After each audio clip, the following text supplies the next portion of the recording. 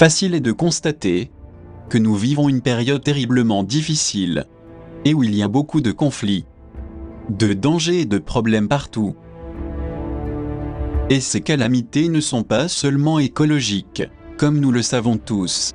Elles font aussi partie de notre civilisation moderne, qui apparemment ne s'améliore pas. Dans ce documentaire important, nous allons essayer d'approfondir et de trouver la meilleure façon de résoudre les difficultés qui nous font souffrir dans notre vie quotidienne. Parce que ce n'est qu'en nous efforçant de résoudre les problèmes qui nous affligent que beaucoup de choses bénéfiques peuvent arriver. Parce que si l'être humain veut vraiment y parvenir, il a tous les ingrédients physiques et psychologiques pour réussir ses projets. Rappelons-nous que nous avons d'énormes capacités et que c'est maintenant le moment le plus opportun pour les utiliser, tant qu'il n'y a pas d'état léthargique écrasant qui nous limite. Et bien que cette espèce humaine se trouve dans un état hypnotique, menant une vie immergée dans un dédale de désinformation, fait pour la confondre davantage à niveau social. Il faut dire aussi que sur cette planète où la communication est importante, il y a aussi partout des gens problématiques et difficiles qui ne cherchent pas à arranger les choses. Nous vivons dans des problèmes où les personnes conflictuelles et compliquées se démarquent. Elles sont belliqueuses non seulement envers nous-mêmes, mais par nature elles sont généralement belliqueuses envers tout le monde. Mais en plus d'être compliquées et difficiles à gérer, elles protestent aussi contre tout, mais elles ne font rien pour apporter quelque chose qui profite aux autres. Il ne s'agit pas d'individus qui se plaignent de façon légitime pour trouver des solutions aux problèmes. Au contraire, pour eux n'importe quel prétexte est suffisant pour dévier les choses et produire un mécontentement, mais en se responsabilisant jamais de rien, même s'ils sont directement impliqués.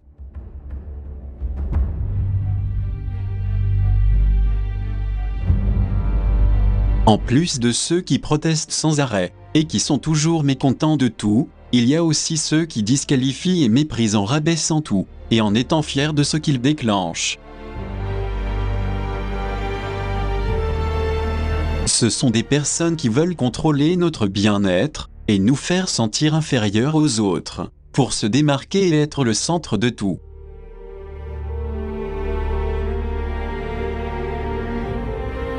Parce qu'ils ne peuvent pas s'empêcher d'être des narcissiques égocentriques, et ils ne cherchent qu'à attirer l'attention, car ils veulent se sentir importants en se démarquant, en critiquant, en outrageant et en insultant partout où ils se trouvent.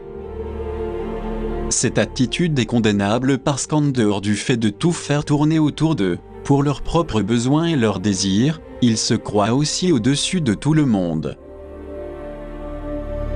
Cela nuit gravement aux relations familiales et sociales, puisque le fait de censurer et de rabaisser systématiquement les autres constitue une attitude négative qui empêche une relation de se développer, en créant des résistances et des rejets ouverts ou secrets.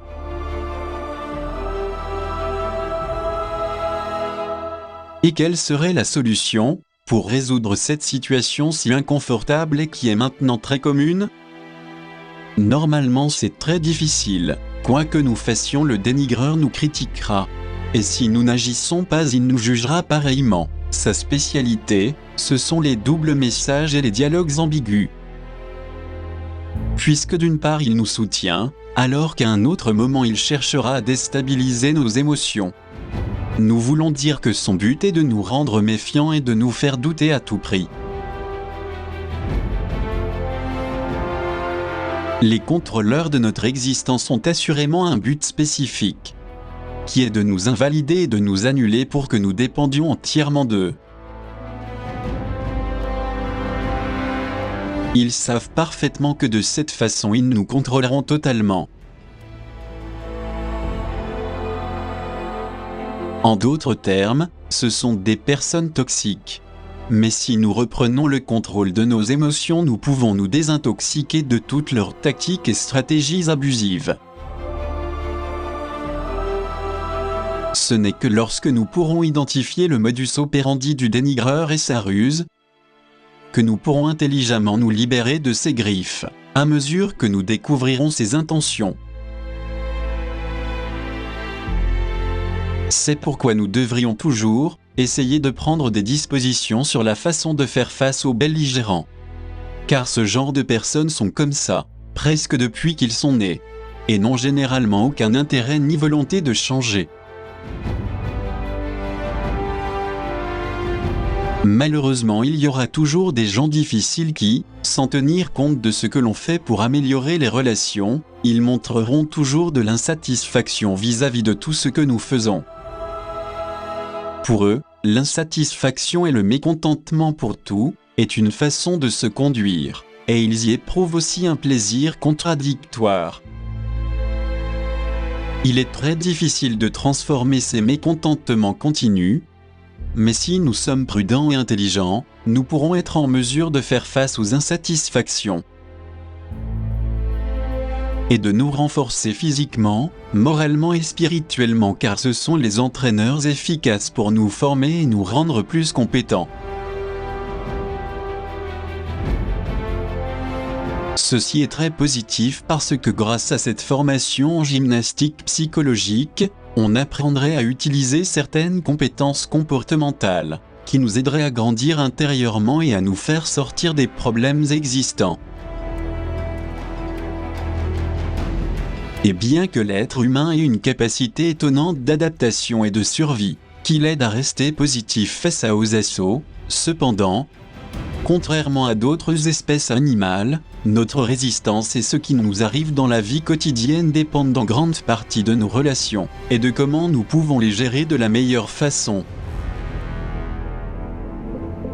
N'oublions pas que nous vivons dans un monde plein de gens très explosifs, qui explosent émotionnellement partout où ils vont, avec leur fardeau de découragement et de ressentiment. Ce qui démontre que la colère est une attitude addictive, qui devient une forme de communication et de comportement quotidien.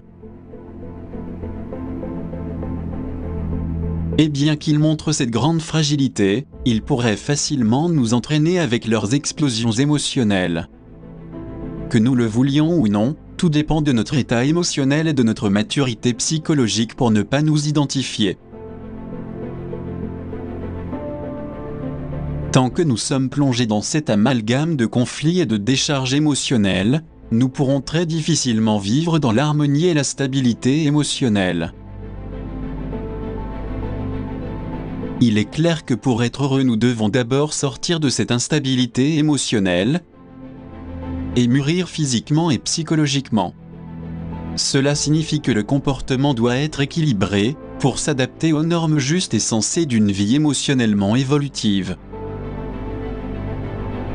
Il s'agit de chercher par tous les moyens la capacité de discerner, de comprendre, et surtout de différencier un fait positif d'un fait négatif, et bien sûr d'apprendre à se servir de son intelligence dans ce processus d'évaluation, pour ne pas tomber dans ce qui est arrivé à des millions de personnes soumises qui ont succombé par faiblesse.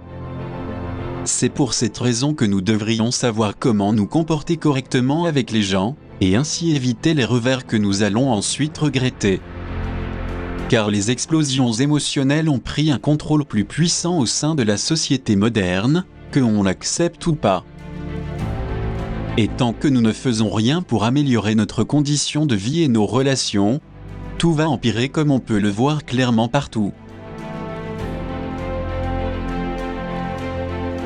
Nous sommes très désolés d'aborder avec autant de précision ce point très délicat.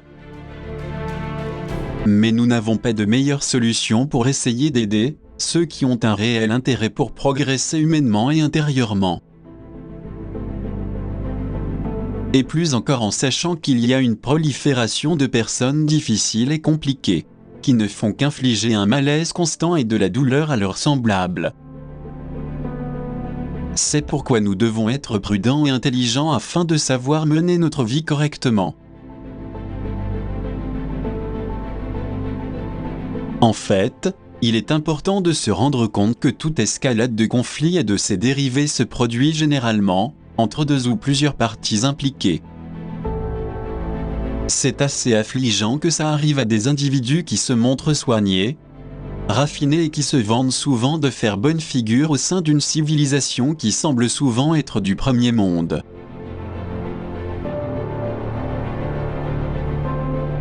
Mais comment est-il possible que des personnes qui ont souvent une grande capacité, et qui peuvent même être des dirigeants de pays très civilisés, montrent une énorme incapacité parfois à gérer certains contacts qui ne bénéficient qu'à leur pays, et finissent par montrer un faible niveau d'être? Malheureusement, nous devons le dire, mais c'est la crue réalité. Et tant qu'il n'y a pas un minimum d'éducation et de respect pour leurs amis et leurs familles, à l'heure de vérité, ils ne pourront pas éviter de montrer qu'ils appartiennent à une classe très basse, parce que tout se mesure non pas par ce que nous montrons matériellement, mais par l'éthique, le respect et l'empathie que nous pouvons avoir envers les autres. C'est pourquoi partout où ils vont, ils montreront cette double facette de vouloir paraître très habiles et professionnels, mais à un autre moment, ils manifesteront leur vrai visage. Malheureusement, nous nous trouvons dans un monde de cynisme et d'hypocrisie, d'où ressortent des comportements injustes et toutes sortes de simulations. Le problème est que ces mauvais exemples pour les citoyens en général font que beaucoup de personnes qui n'ont pas de scrupules copient et reproduisent les mauvaises attitudes devant ceux qui les entourent, en croyant que c'est la nouvelle mode et que l'on doit la suivre. Et comme ils ne possèdent pas leur propre jugement ou un axe psychologique qui puisse leur assurer une conduite stable dans leur vie, il est très facile qu'ils soient utilisés comme des marionnettes par leurs dirigeants modernes.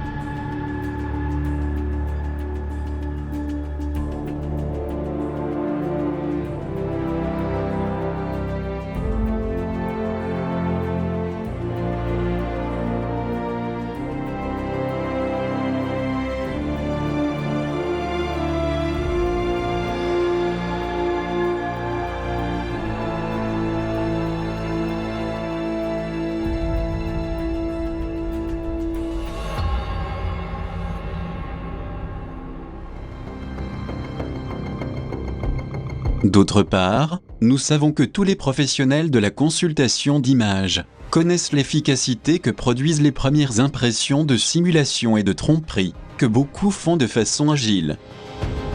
Et leur travail consiste principalement à prendre soin de cet aspect trompeur des interactions humaines.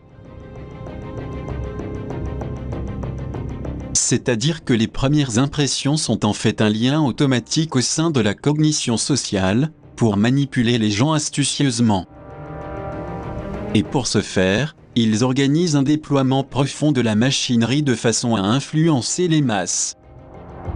Pour y parvenir, l'apparence et l'expression fonctionnent comme des ingrédients essentiels au sein de l'arsenal instigateur et séduisant des jeunes et des vieux.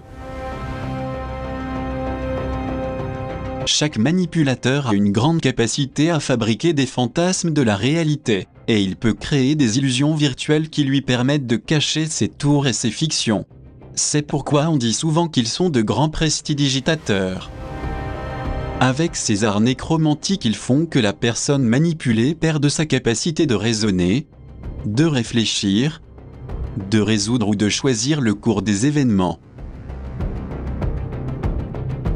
Et ce qui est pire, elle n'est pas non plus en mesure de résister ou de se libérer de la relation de pouvoir à laquelle elle est soumise.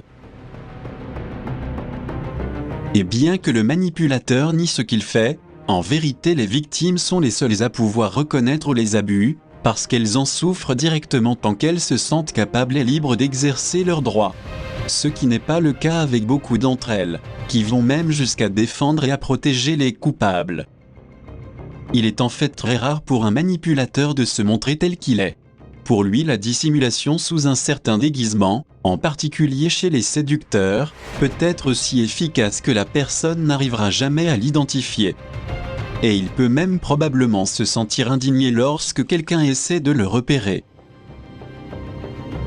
Le séducteur doit donc faire attention au domaine expressif pour composer, améliorer et embellir la présentation du visage et du corps de ceux qu'il va fasciner. Puisqu'il sait qu'en utilisant l'art du camouflage, de la dissimulation et de l'imposture, il peut déployer ses compétences qui sont souvent liées à la farce dans laquelle vivent beaucoup d'entre eux, aidés par leur capacité à se déguiser. C'est ainsi qu'avec un système de détection et de persuasion, les capacités et de nombreuses autres qualités du caractère ou de l'état mental de l'interlocuteur sont astucieusement extraits sans effort. Dans cet art de la persuasion, il y a aussi une base neurologique puissante qui s'exprime sur les visages, comme la direction et la clarté du regard, le contour global du visage. Il s'agit d'une étude approfondie d'images, qui analyse les multiples stimuli qui plaisent aux personnes qui seront séduites, alors que les foules croient toujours à ces farces cyniques et hypocrites, qui sont parfaitement représentées, en particulier chez les politiciens, parce qu'ils savent très bien comment s'y prendre.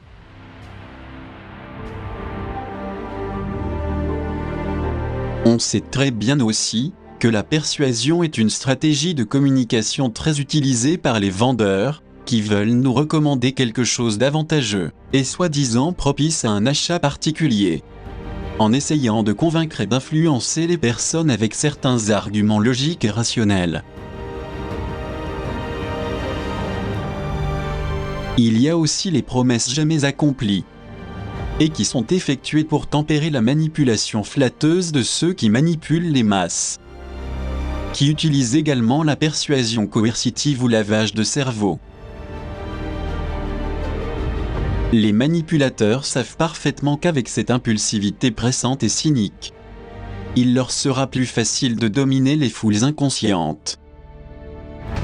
En fait, nous sommes exposés à un flux imparable et écrasant d'incitations et de recommandations persuasives illimitées, dont font partie les multiples écrans numériques, les magazines, les peintures murales, les annonces publicitaires et les publicités de la télévision avec leurs messages envoûtants.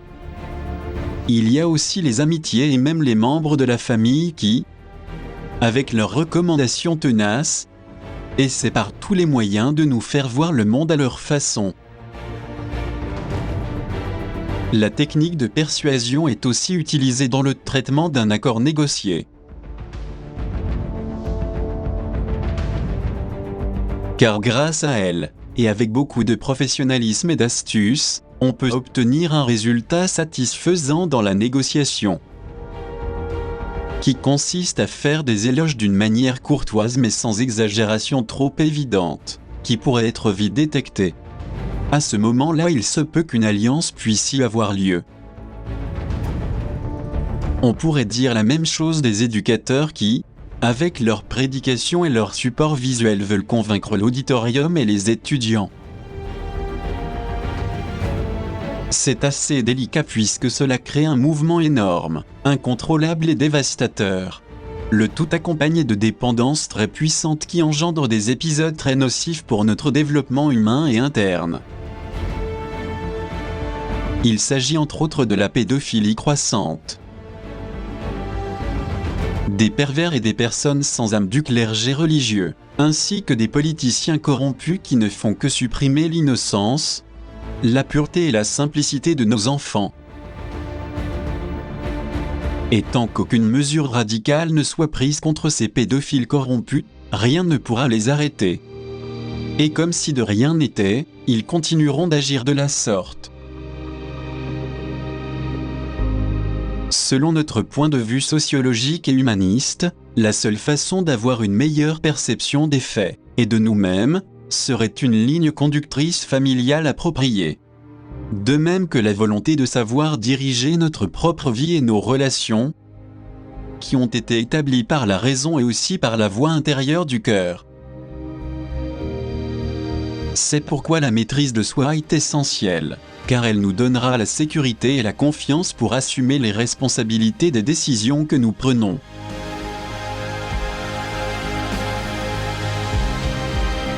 Par ailleurs, tout le monde sait que chaque personne a une façon d'être avec ses priorités et ses besoins, qui sont des objectifs dans la vie.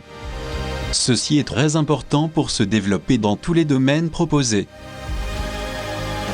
Cependant, le principal problème réside dans la façon d'entretenir nos relations de la meilleure façon possible, afin d'avoir une vie stable, calme et durable.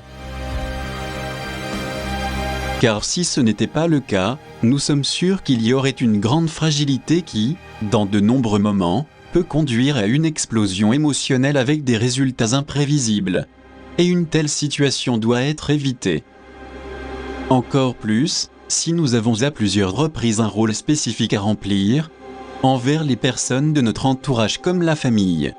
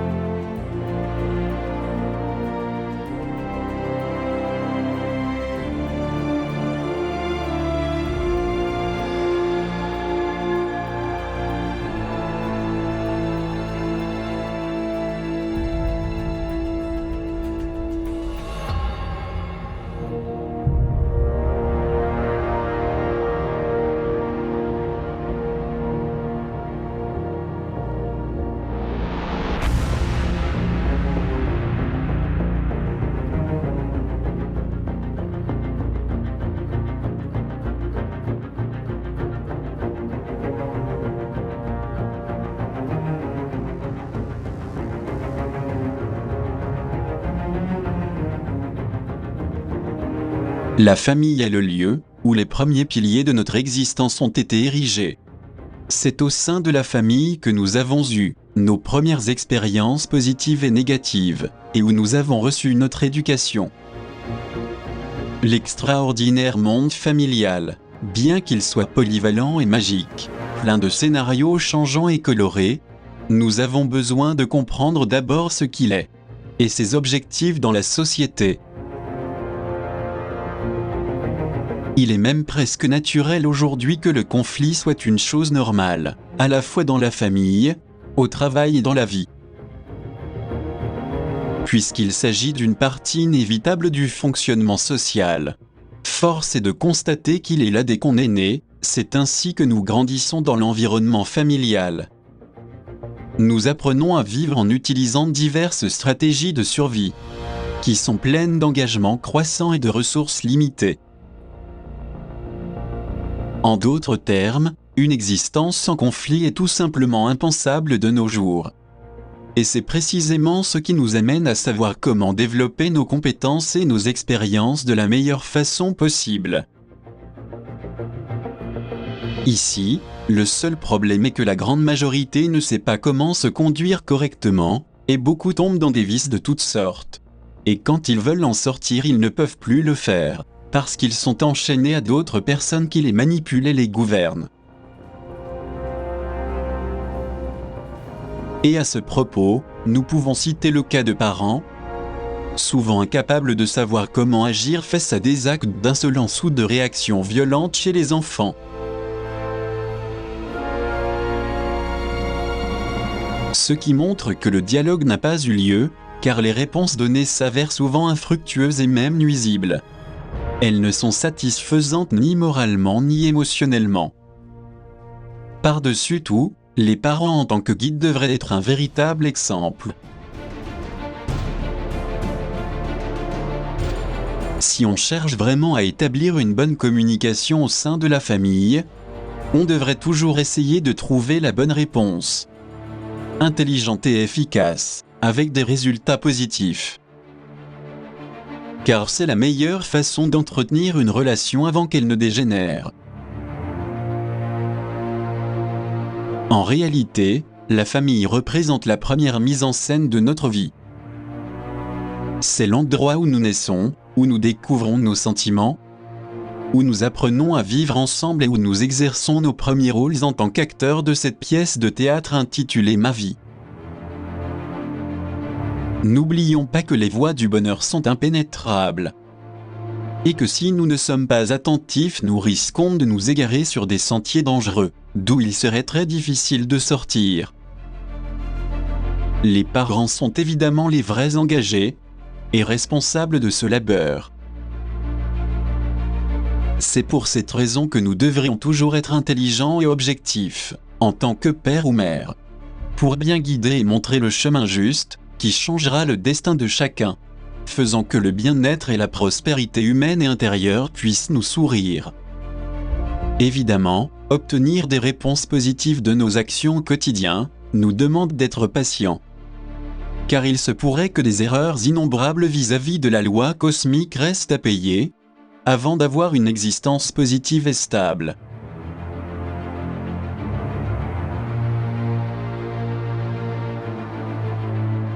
En fait, si nous voulons être vraiment heureux, nous n'avons pas besoin d'être riches comme on pourrait le penser. C'est le cas de bon nombre de célébrités qui, bien qu'ils soient millionnaires et possèdent toutes les richesses matérielles, la souffrance et l'amertume font partie de leur vie souvent compliquée. Nous vivons dans la confusion depuis notre enfance. Car on nous a fait croire que bonheur, argent, débauche et opulence vont bien ensemble. Tout ça à cause du système mondial qui a catalogué l'humanité uniquement en termes de productivité.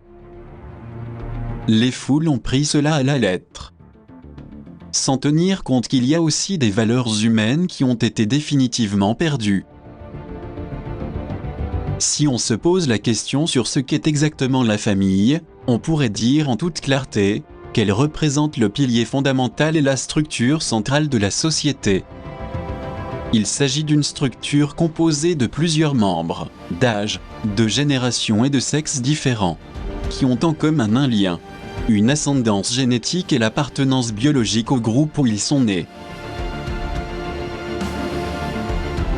La famille est en effet l'organisme le plus ancien de l'humanité et le canal social le plus important, le principal responsable de la transmission des normes de coexistence et d'harmonie, ainsi que des valeurs éthiques, morales et spirituelles de la société à laquelle elle appartient.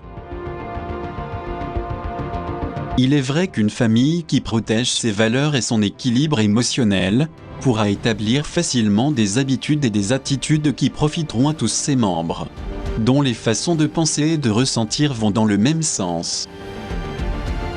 À partir du XXIe siècle, la famille traditionnelle a radicalement changé,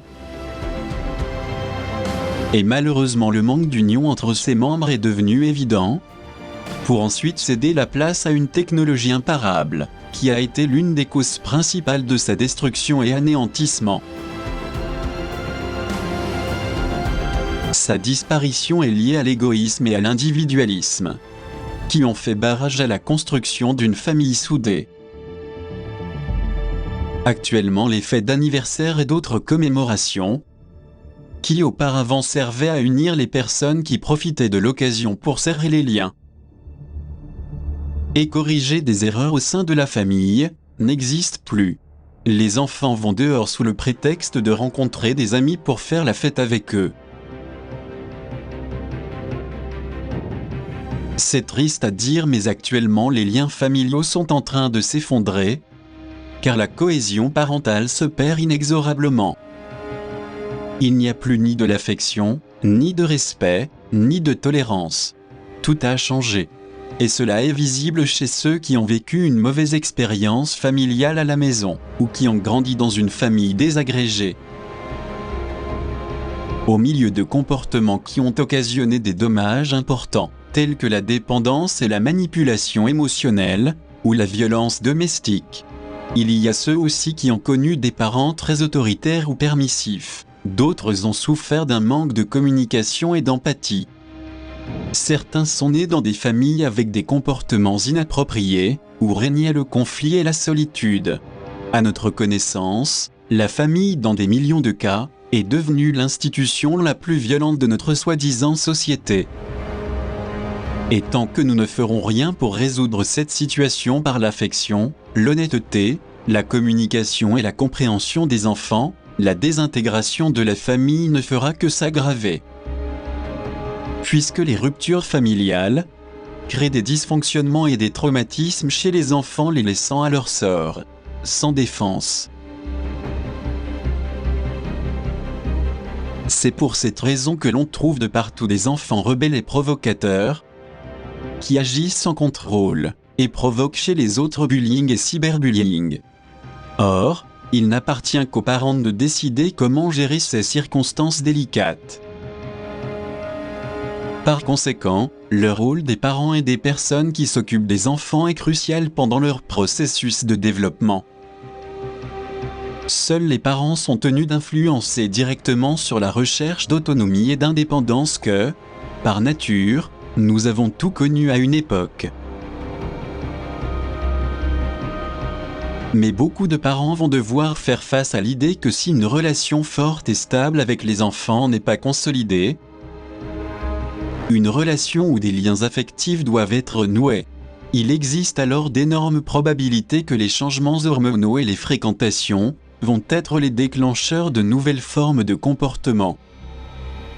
Les changements hormonaux et les influences dans le comportement peuvent provoquer une usure d'énergie pour de nombreux parents, leur conduisant à une déconnexion ou une mauvaise relation avec les enfants, aux effets souvent dévastateurs. On constate que de nombreux membres de la famille ont des difficultés à partager et à faire confiance à leurs proches, et sont devenus dans de nombreux cas, des cibles d'humiliation permanente au cours de la vie familiale. C'est peut-être pour cette raison que le nombre de jeunes qui ont adopté un régime pour maigrir a augmenté sans contrôle. Nous évoquons une situation délicate qui entraîne un trouble des comportements alimentaires, tels que l'anorexie et la boulimie. Et tant qu'il n'y aura pas une intervention précise sur le plan émotionnel, ce trouble psychique et physique ne sera pas résolu.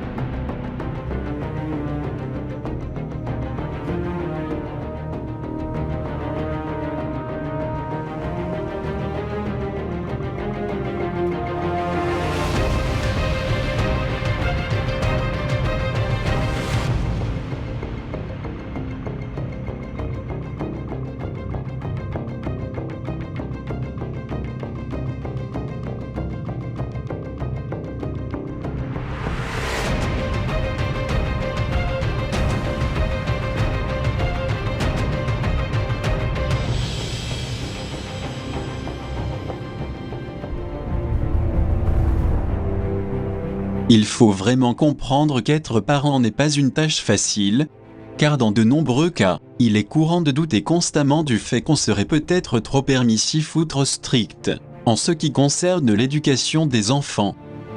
Cependant, en tant que parent, il faut exercer un degré d'autorité variable selon le contexte. Car dans ce type d'autorité il existe des modèles d'éducation, qui varient en fonction du degré de permissivité et du pouvoir exercé sur les enfants. D'une part se trouvent les parents les plus permissifs, dont nous allons parler dans cette partie. Ils se trouveront dans des situations délicates s'ils ne savent pas conduire les enfants correctement. Dans ce modèle de laxisme familial, se trouvent les enfants gâtés et paresseux qui ignorent leurs responsabilités, et qui n'organisent pas du tout leur planning ni leurs horaires. Dans d'autres modèles éducatifs qui tiennent en compte soit l'environnement, soit certaines priorités vitales, où prédomine la conduite autoritaire ou libérale dans le processus de formation. Les parents adoptent souvent ce type d'éducation, en cherchant un peu de repos dans leur emploi de temps chargé. Si nous résumons la méthode d'enseignement permissif, nous verrons qu'elle est caractérisée par le fait de laisser une grande marge de liberté aux jeunes enfants. C'est-à-dire, elle est totalement opposée à l'éducation autoritaire, où prédominent les attitudes d'intolérance et de dureté, qui font ainsi diminuer la capacité à obtenir une auto-estime positive. Lorsque la mise en valeur et l'écoute de l'enfant font défaut, les parents risquent fort de le pousser, au fil des ans, vers un monde hostile où la violence fait la loi.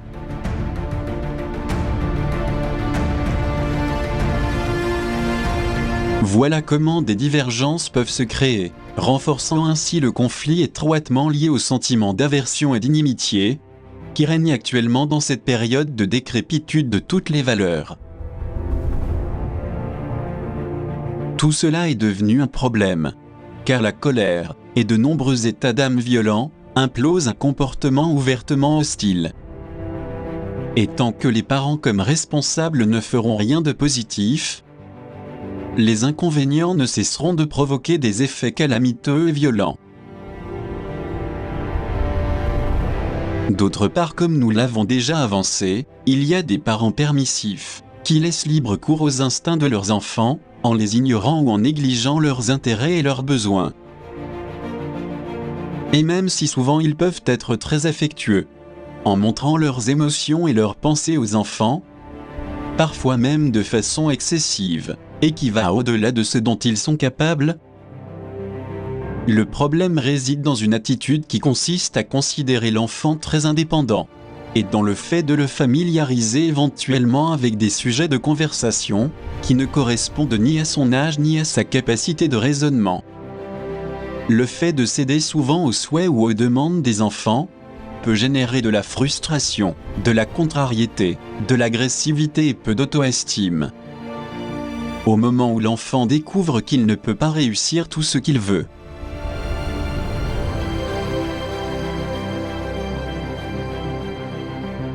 Selon de nombreuses études sociologiques et psychologiques, il existe des membres de la famille qui, par leur toxicité comportementale, empoisonnent la santé, le bien-être et la stabilité émotionnelle de nombreux enfants.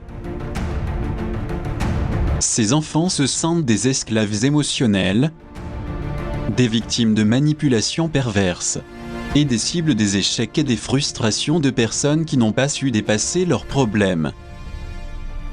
Ils ont été bombardés de critiques malsaines, méprisés et abandonnés de la manière la plus impitoyable possible. Le mal, l'insensibilité et la cruauté sociale se sont imposés partout comme jamais auparavant, en particulier pour ce qui concerne la souffrance d'autrui, montrant avec cela que les comportements pervers ne connaissent pas de limites lorsqu'il s'agit de propager le malheur. Au même titre, l'immoralité et l'indécence dépassent les prévisions de la loi,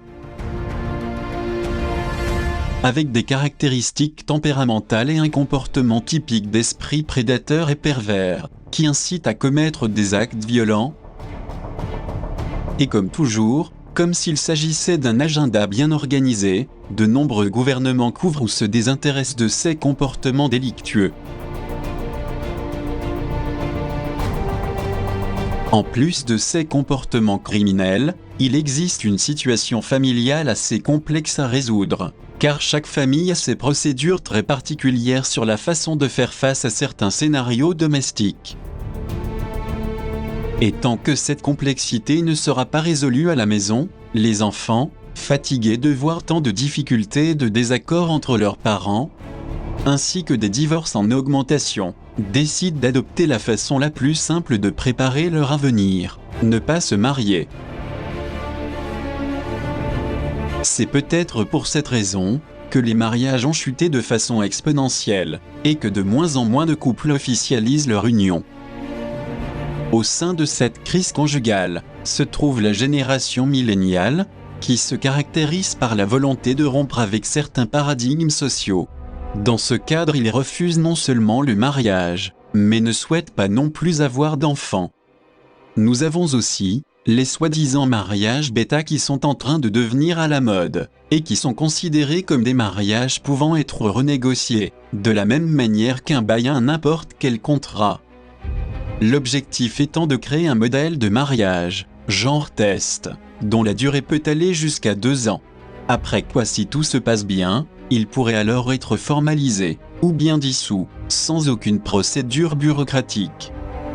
Mais en dehors de cette résistance sociale dans le domaine du mariage, y aurait-il une autre raison pour laquelle de nombreux jeunes décident de ne pas se marier ? À notre connaissance, l'une des principales raisons est la pénurie d'emploi, ainsi que le coût élevé de la fête de noces. Les jeunes préfèrent investir cet argent dans d'autres domaines. Plusieurs sondages montrent la raison du refus du mariage. Ils ne veulent plus être liés par des engagements auxquels il est compliqué de renoncer, car le divorce est très coûteux, et surtout parce qu'ils ne veulent plus se marier à l'église, à cause d'innombrables abus dont sont victimes les jeunes et les enfants. Nous assistons à tout cela, dans cet âge sombre plein de changements sociologiques. Alors que beaucoup de personnes ont encore du mal à accepter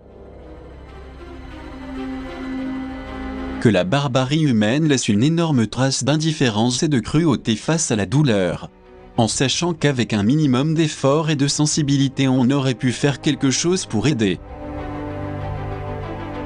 Et encore plus en sachant aussi que la moralité et l'éthique humaine reposent sur deux facteurs principaux. D'une part, il faut éviter de blesser ou de nuire aux autres, et d'autre part, essayer autant que possible de les aider si nécessaire. Dans le cas présent, c'est tout l'inverse qui s'est produit, car tous les conducteurs conduisaient calmement avec une tranquillité incroyable, comme si de rien n'était, alors qu'un conducteur inconscient venait de renverser un piéton sans défense.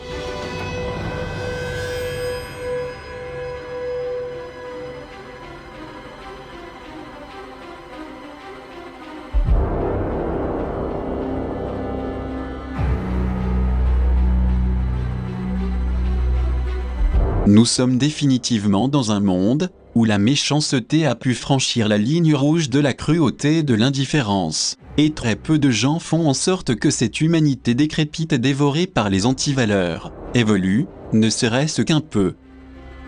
Au contraire, les psychopathes et sociopathes en tant que parasites consommés ne cherchent qu'à détruire et à tuer tout le monde sur leur passage.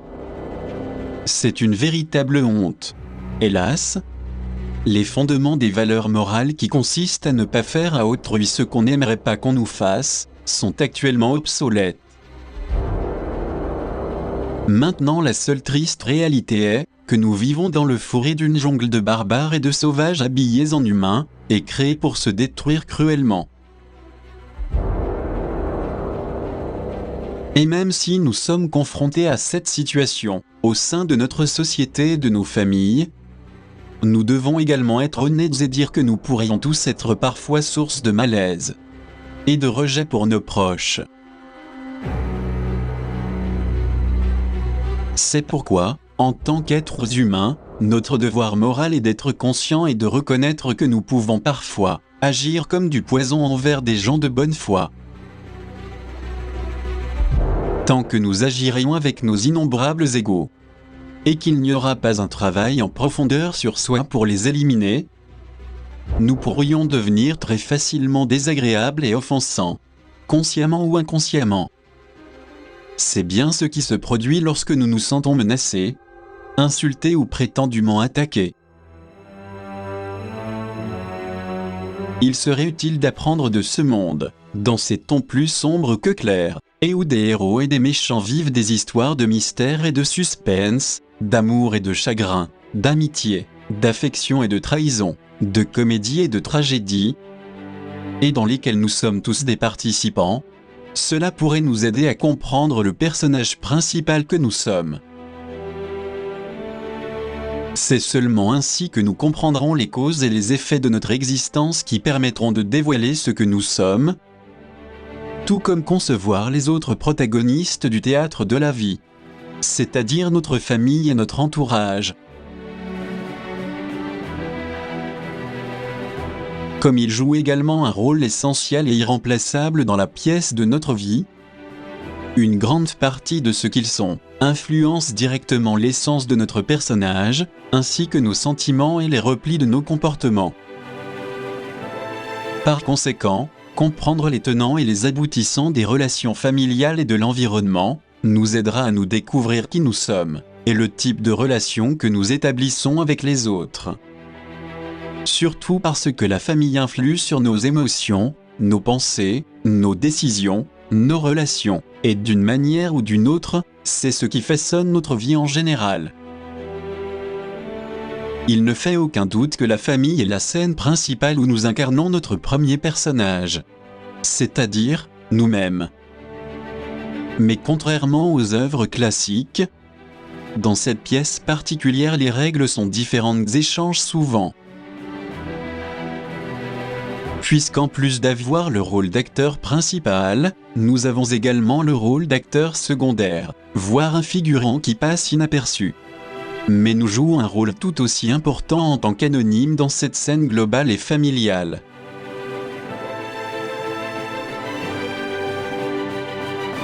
Par conséquent, si nous nous mettons à travailler avec amour, confiance et intérêt, ainsi qu'avec le désir d'apprendre, tout en adoptant une attitude positive, la probabilité d'aimer et de réussir ce que nous faisons sera toujours plus grande que si nous le faisons avec insouciance, apathie et négativité. N'oublions pas que l'énergie et les efforts que nous fournissons dans l'accomplissement de notre vie vont influer sur notre façon de sentir, de penser et se comporter, dans les relations avec nous-mêmes et avec notre famille.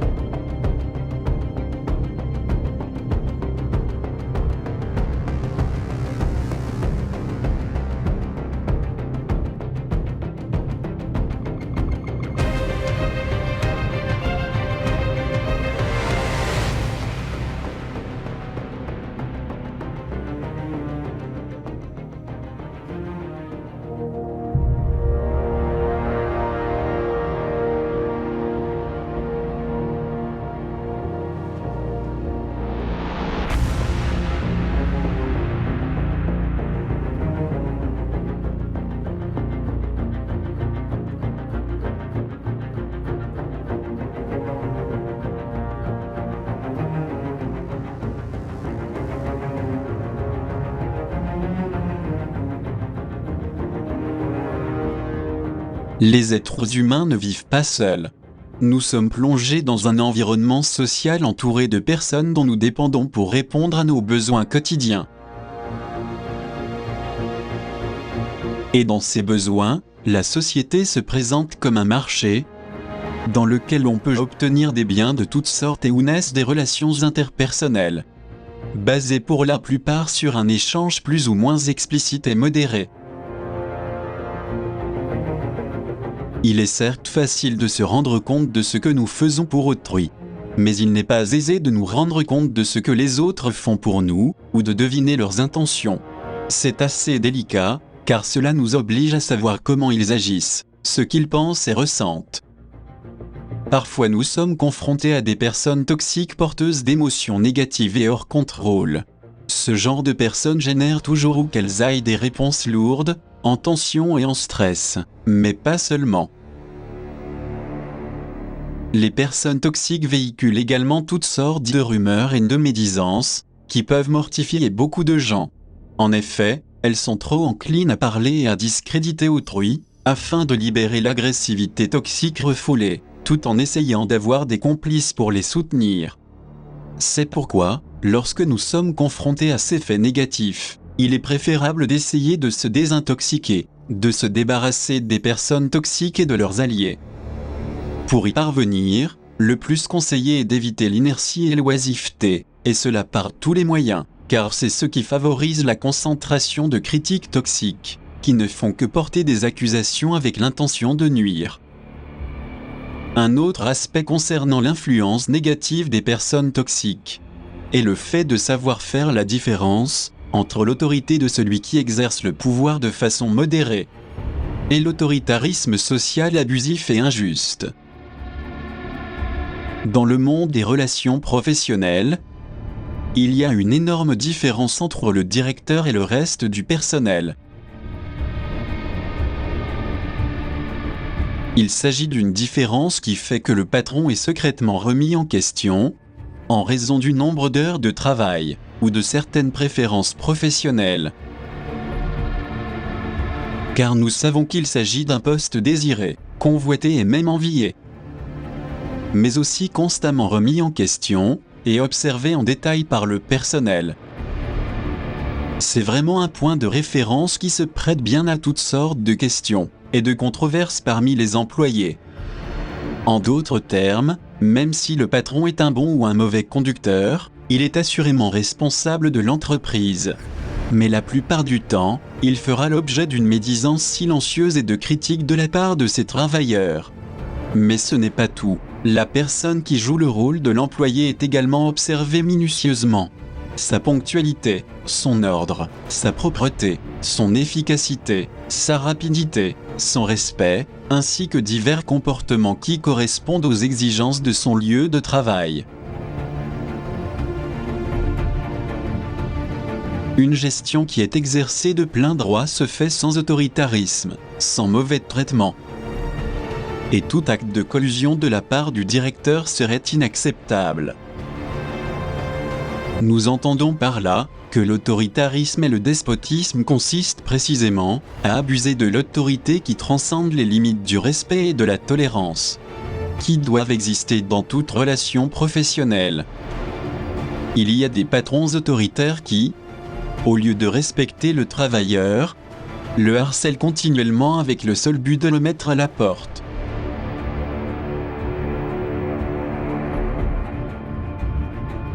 Nous vivons sans aucun doute une période très sombre où les personnes toxiques sont très présentes. Elles abusent constamment et extraient l'énergie vitale de leurs victimes pour les anéantir et les rendre malades. C'est pourquoi nous devons faire preuve de prudence, car ce type d'entité déguisée en êtres humains se trouve dans les endroits les moins inattendus. Elles attendent le moment propice pour asséner le coup de grâce, en se servant de nombreuses techniques de manipulation pour amadouer les gens. Si bien que bon nombre d'innocents par manque de principes se retrouvent attrapés dans leur filet macabre. C'est ainsi qu'ils subviennent à leurs besoins, tout en influençant négativement la façon de penser, de ressentir et de se comporter des autres, pour ensuite les manipuler également. Nous entendons par là qu'une personne toxique est simplement irritante et frustrante, car elle cause de très graves dommages psychologiques, voire physiques. Et ce qui est encore pire, sans ressentir de remords ni de culpabilité pour ce qu'elle fait. Même lorsqu'on leur demande de s'excuser pour leur attitude négative, très souvent elles se justifient, réfutent leurs erreurs ou s'énervent par le fait d'avoir été repérées. Dans de nombreux cas, les personnes toxiques sont tellement en colère qu'elles tombent dans des explosions émotionnelles accompagnées d'attitudes totalement incontrôlables, plutôt que de montrer un peu de dignité en reconnaissant leurs erreurs. En général, les gens ne savent pas comment digérer les impressions et les émotions vécues. Ils cherchent seulement une soupape de décharge pour évacuer leurs divergences et leurs frustrations sur les plus faibles qu'eux, comme s'ils étaient les coupables de leurs échecs. Il s'agit d'états d'âme si négatifs que, lorsque les explosions émotionnelles deviennent récurrentes, il est très difficile d'y trouver une solution lucide et efficace. C'est-à-dire, cela provoque de fortes déceptions chez les personnes affectées. Elles ne comprennent pas ce type de réactions excessives et démesurées. Lorsque ces cas de toxicité et d'impulsivité se produisent de façon récurrente, Nous pensons que la seule solution efficace consiste à se faire aider par un bon psychiatre, afin de déterminer une solution définitive à cette maladie plus pathologique que psychologique. Il est également important de comprendre que les explosions émotionnelles sont souvent le résultat de paroles mal comprises, de spéculations mentales, de souffrances sentimentales, ainsi que d'une décompensation hormonale et d'impulsions électriques des neurotransmetteurs cérébraux. D'autre part, les explosions émotionnelles qui sont souvent provoquées agissent généralement en interaction jusqu'au point de déchaîner des comportements débridés. C'est-à-dire qu'il s'agit d'événements sociaux, professionnels ou familiaux, qui nécessitent la participation d'autres personnes, pour tenter de les impliquer dans les problèmes soulevés. En d'autres termes, le conflit se forme entre deux parties ou plus, qu'il s'agisse de personnes ou de groupes. L'antagonisme voire l'agressivité y règne, celle-ci pourrait alors devenir un agent déclencheur de conflits en dehors de tout contrôle. D'autres réactions qui dépassent les limites établies sont celles des personnes névrosées qui se caractérisent par le fait de vouloir contrôler, agglutiner et étouffer l'autre personne. Car celle-ci dans sa tête ne comprend pas ce que le névrosé lui a demandé à un moment donné, et ne voit que son attitude trop impérative et exigeante. Nous le constatons lorsque certaines femmes protestent de mille manières, en particulier quand on ne leur écoute pas. On ne prend pas soin d'elles, ou on ne leur donne pas ce qu'elles veulent. Elles ne comprennent pas non plus l'oubli à leur égard, car pour elles l'oubli représente un manque d'amour et de considération.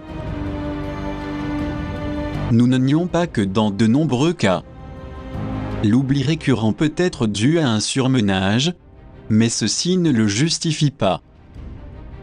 Cependant, ce n'est pas non plus une raison pour imposer et adopter un comportement autoritaire et exigeant, puisque tout peut être traité avec un peu de respect, de tolérance et d'affection. Ces attitudes névrotiques ne relèvent pas seulement du domaine féminin, les hommes sont eux aussi également concernés. Cela peut se manifester à travers de changements d'humeur qui font qu'un jour ils sont bien animés et heureux. Puis le lendemain, sans savoir la cause, ils deviennent impatients et colériques, changeant d'humeur de manière inattendue. En outre, de nombreux gens qui, pour une raison quelconque, n'ont pas été en mesure de réaliser leurs idéaux professionnels ou avoir des relations efficaces, essaient de retrouver par tous les moyens leur vocation perdue ou leurs motivations affectives, mais ils le font, hélas, à travers leurs comportements névrosés irritables. Ces réactions disproportionnées peuvent souvent être dues à des sentiments d'infériorité, car cet échec est vécu comme humiliant pour la personne concernée, et que selon sa vision limitée, cela ne devrait pas être ainsi. Surtout si son objectif était de se battre pour être le numéro 1, ou d'être au-dessus des autres. Le fait de sentir qu'on a raté quelque chose dans sa vie, ouvre la porte à un sentiment ou complexe d'infériorité. Ces comportements toxiques, conflictuels et menaçants révélateurs de complexes, n'arrivent pas qu'aux autres.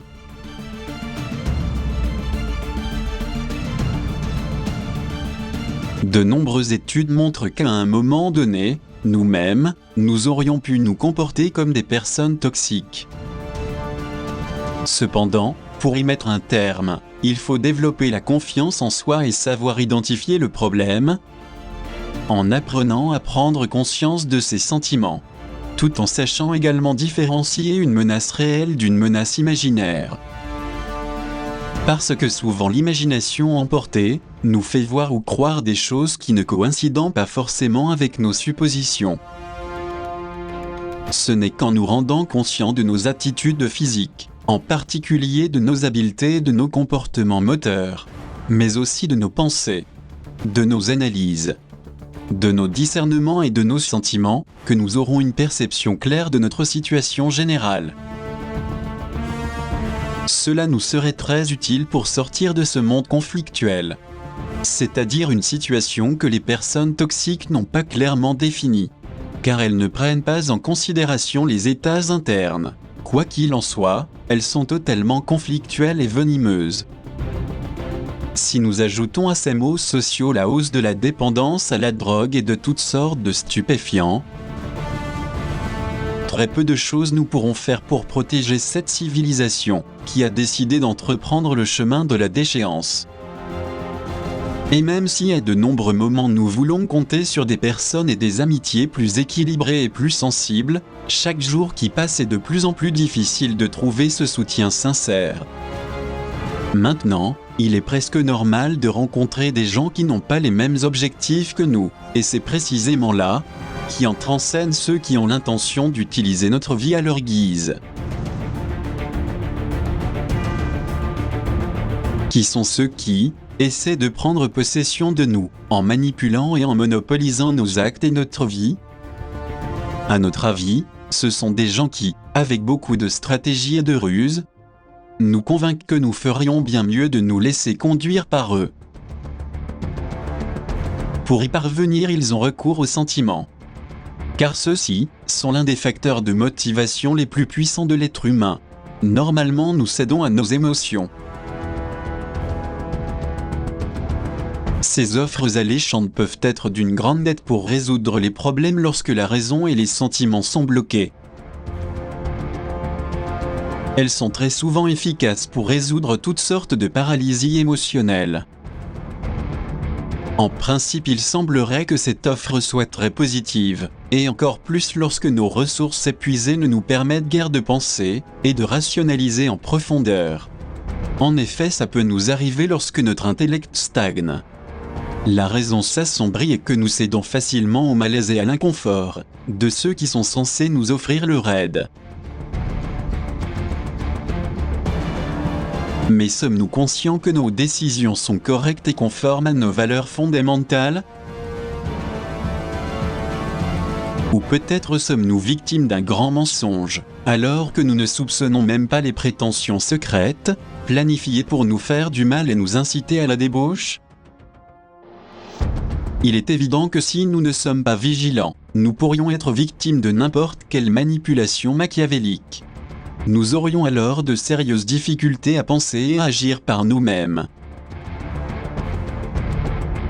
Tout ça est assez délicat, car il se peut que l'on risque de perdre notre identité et les valeurs essentielles, avec lesquelles nous avons été créés par nos parents et tuteurs.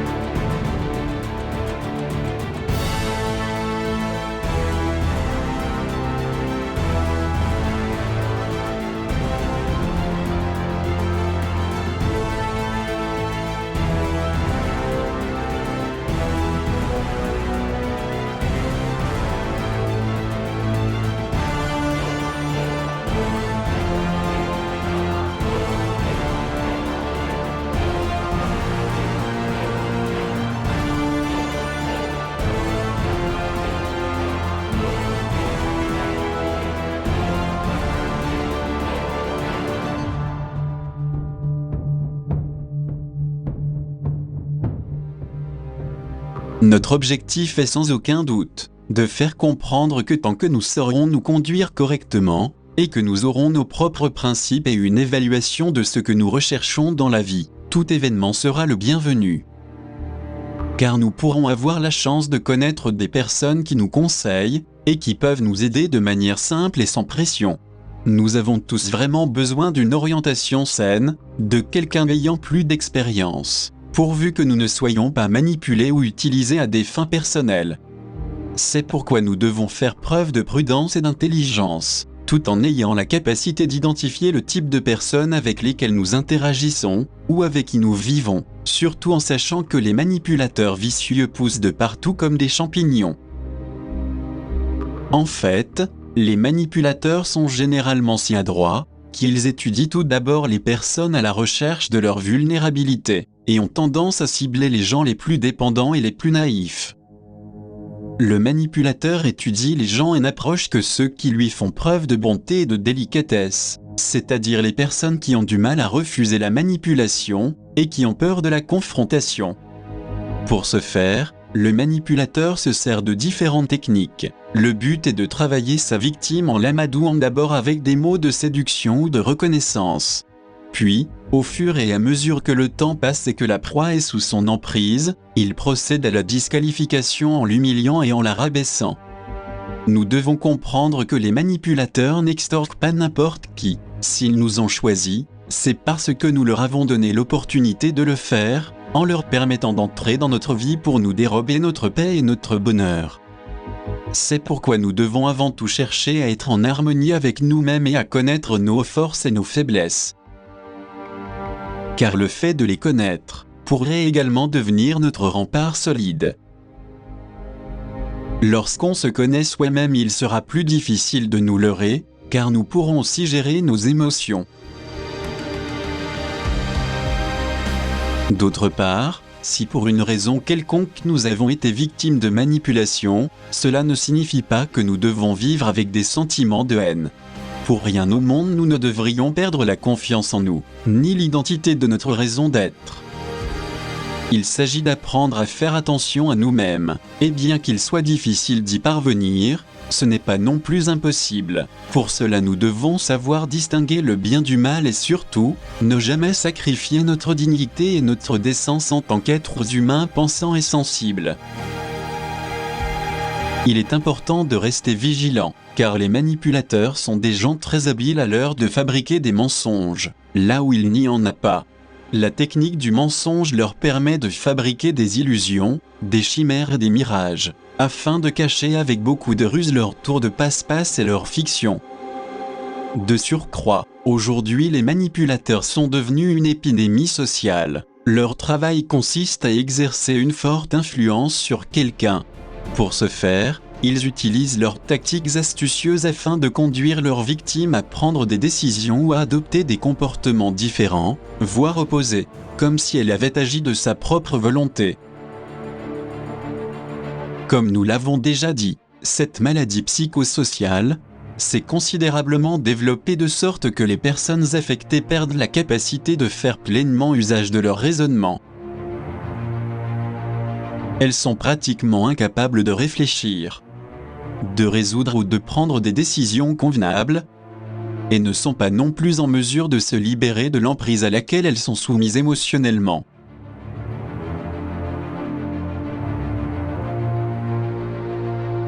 Tout le monde sait que dans les relations interpersonnelles, toute communication émotionnelle repose généralement sur l'échange et le bien-être mutuel, puisque les deux en bénéficient.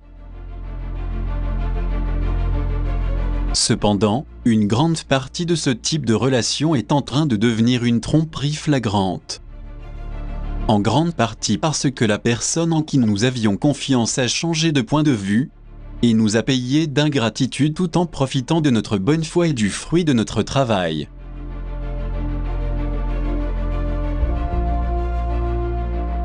Tout cela nous amène à comprendre pourquoi nous avons besoin d'avoir des principes ainsi qu'un bon raisonnement. Puisque c'est la chose la plus précieuse qui puisse exister, et encore plus, si nous sommes formés et documentés avec des connaissances qui sont précieuses à la fois pour notre psyché et pour notre âme conscience, qui est toujours prête à savoir tout ce qui peut l'amener à son éveil urgent.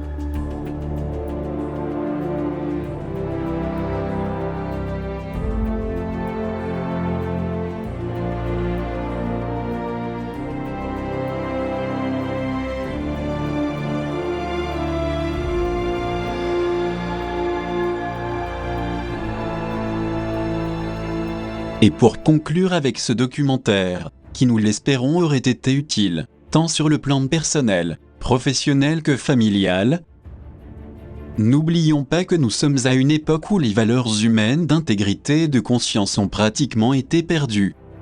Et pour contrer ce déclin mondial marqué, nous devons nous accrocher à nos capacités de survie, dans le domaine sociologique, psychologique et humaniste.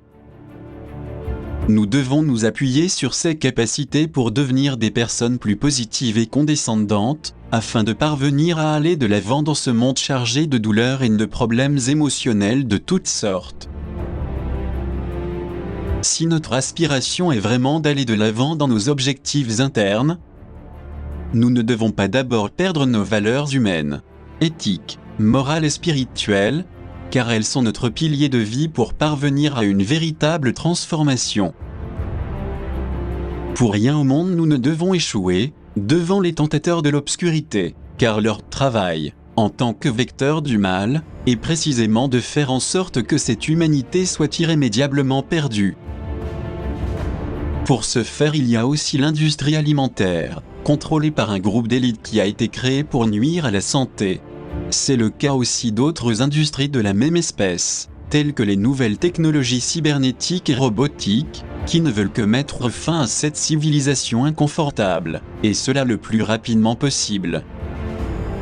Mais si par une quelconque raison nous sommes poussés par une influence persuasive qui nous prend d'assaut, n'oublions pas que le temps passe très vite, et que tout ce que nous avons fait sera recouvré par la loi cosmique et divine.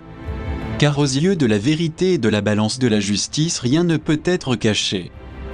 Puisque tout est enregistré dans les registres akashiques ou mémoires de la nature. C'est pourquoi nous ne devrions pas dépendre de ce qu'on nous transmet actuellement, car il y aura toujours d'autres intentions derrière qui n'ont rien à voir avec les vraies intentions. La seule chose réelle et authentique est ce que notre cœur et un cerveau équilibré et efficace peuvent nous dicter de manière objective. Car cette lumière que nous irradions tous, quand nous sommes sereins, heureux et en paix, est la preuve qu'il existe un lien direct avec la luminescence, qui émane du Créateur de cet univers, et pour rien au monde nous ne devrions nous séparer de lui.